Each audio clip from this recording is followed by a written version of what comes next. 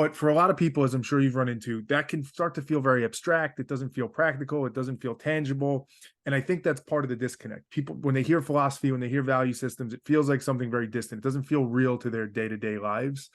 I'm curious, like how you think about that. I'm sure you've run into it with people. How do you try and take everything we're talking about here to start the conversation and make it feel real for people where they say, oh, okay, I understand what I can do tomorrow, what I should do tomorrow, how I should start thinking tomorrow to try and improve on some of these things, try and help with these crises?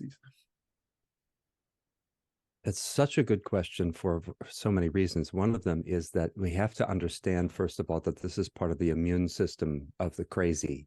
Okay, if you're caught in a pattern of insanity, the pattern can't maintain itself without an immune system. So it's not like a random thing.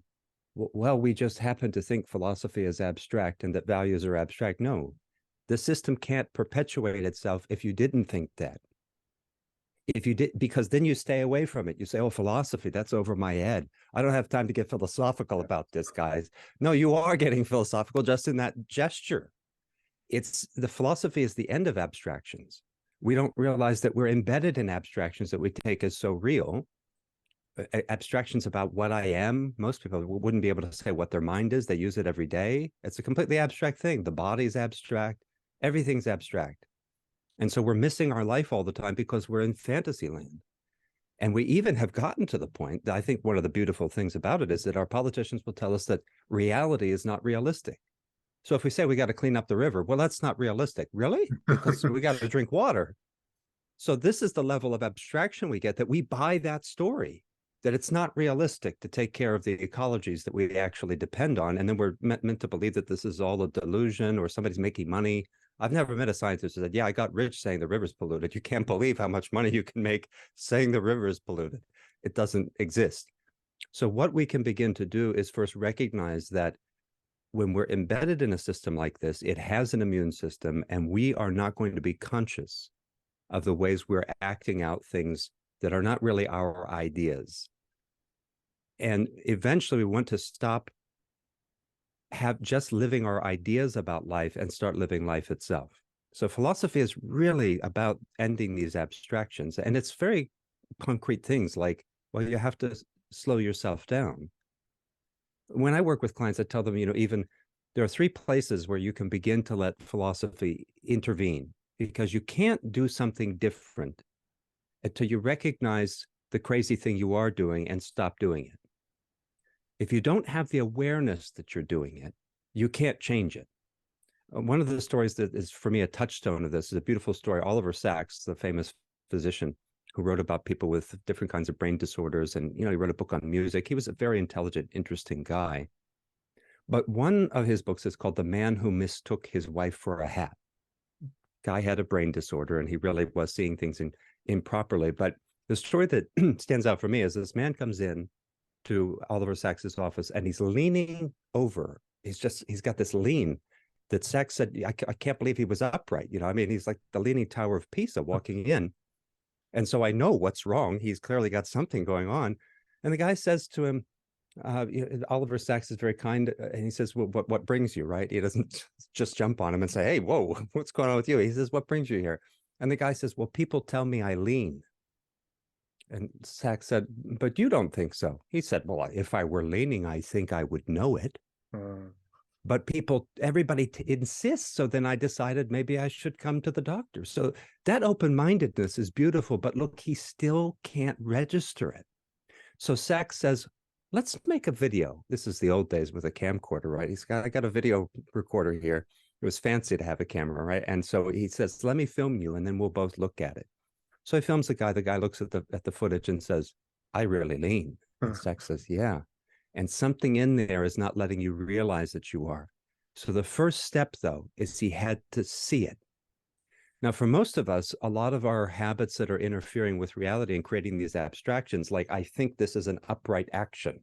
That word, we use that word for being upright as being a good person. We say he's a real stand-up guy. That's what we mean. A lot of the things that interfere with that, we can stop. We don't need to have a special intervention like this guy had to. And it was clever because he was a sort of handicraft kind of guy. He built a pair of glasses with a little pendulum in them so that out of his peripheral vision, he could see if it was level.